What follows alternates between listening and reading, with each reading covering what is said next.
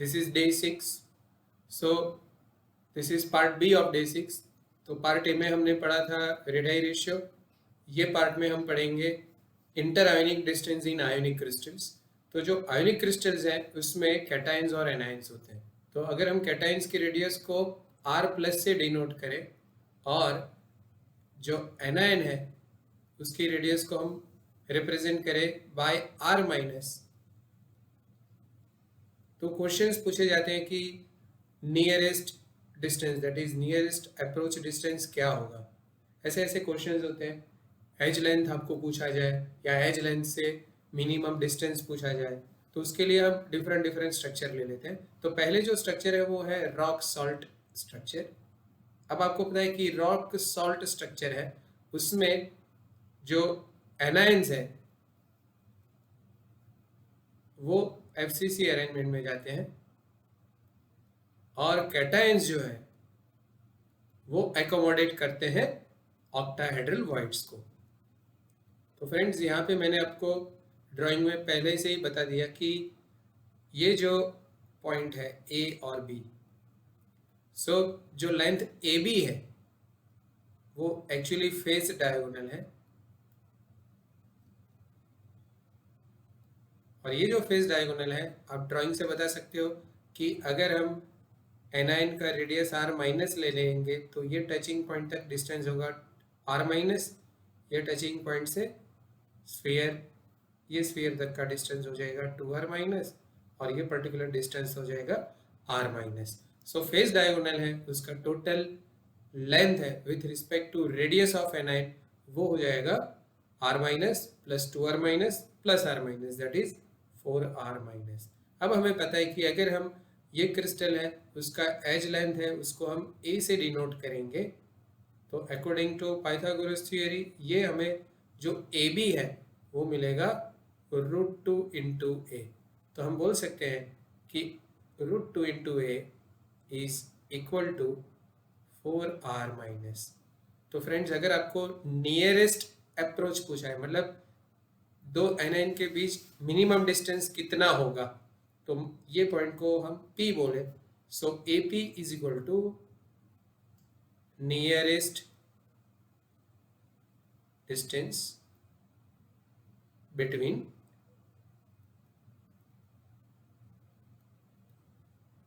Anions हो जाएगा, है ना.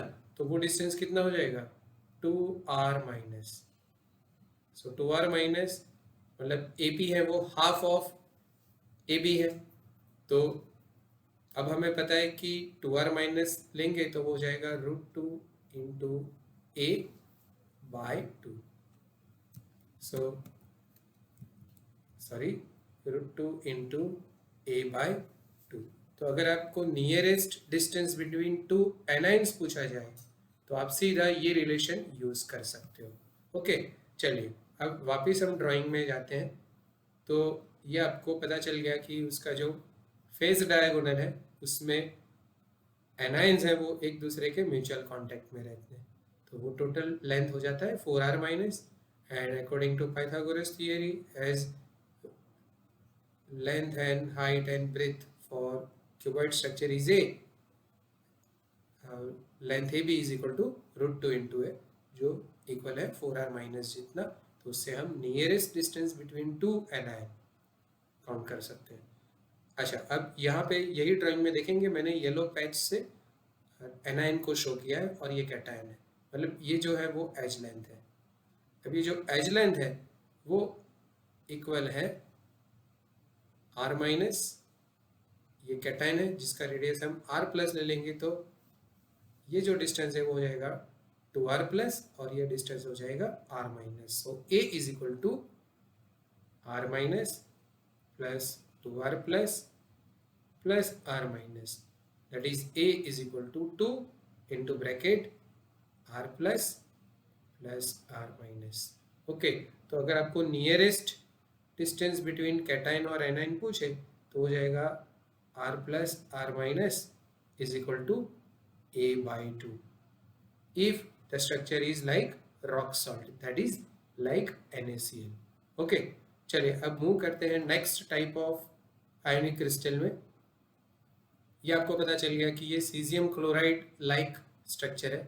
तो सीजियम क्लोराइड लाइक स्ट्रक्चर में आपको पता है कि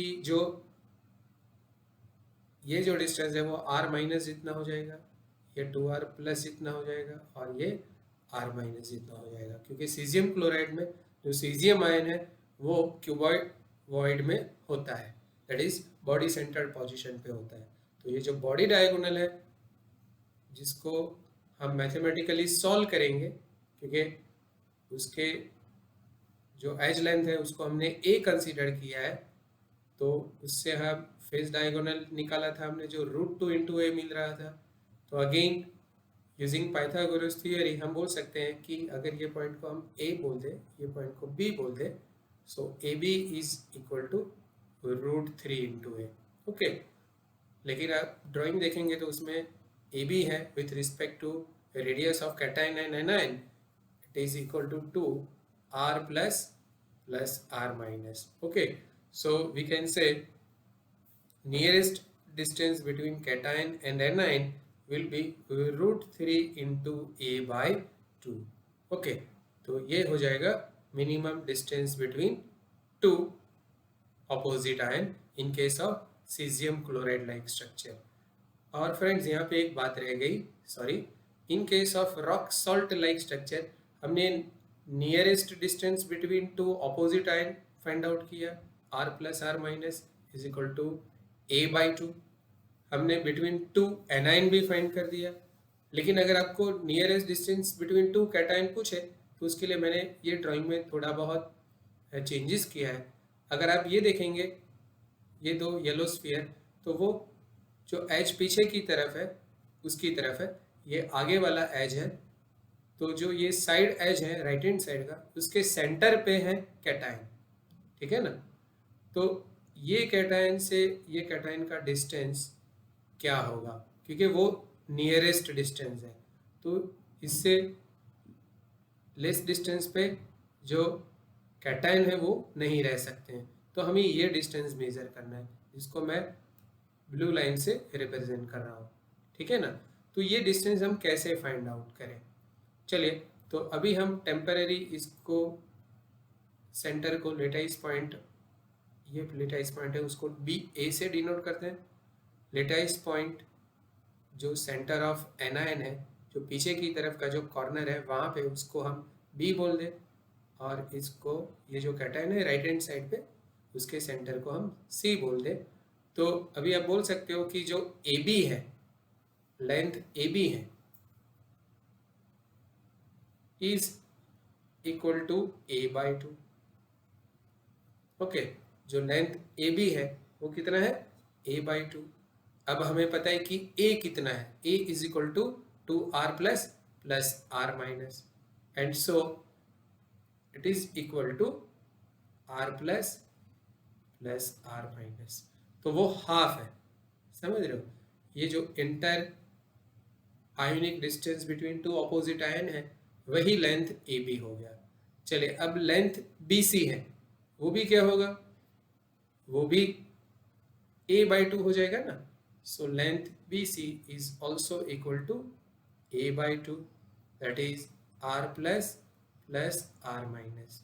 अब ये जो ट्राइंगल फॉर्म हो रहा है, ट्राइंगल ABC जिसमें एंगल B है वो 90 डिग्री है, सो AC square will be equal to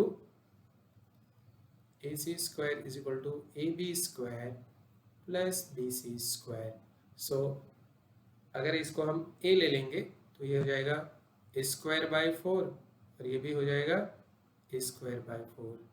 okay, तो हम लिख सकते हैं 2A square by 4 that is A square by 2। so AC हो जाएगा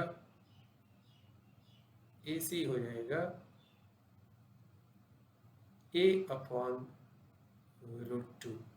तो ये जो लेंथ AC है वो इक्वल है क्या, nearest distance between two anion.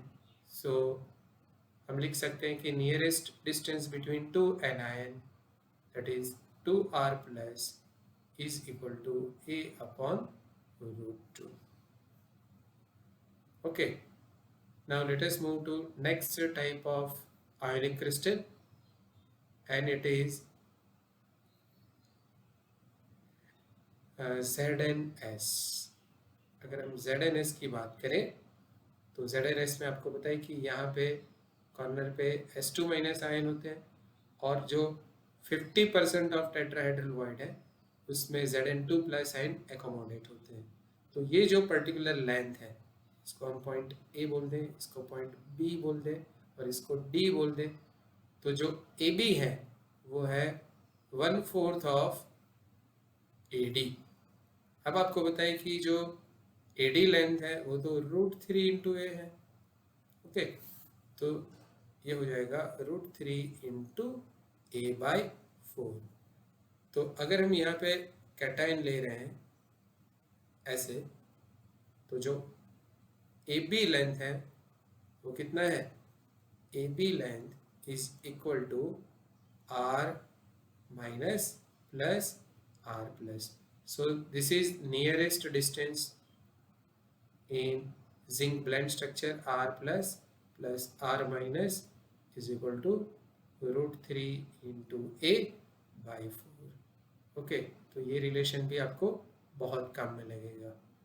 Okay, अब मान लीजिए कि आपको जिंक सल्फाइड की जगह पे फ्लोराइड स्ट्रक्चर भी देते हैं।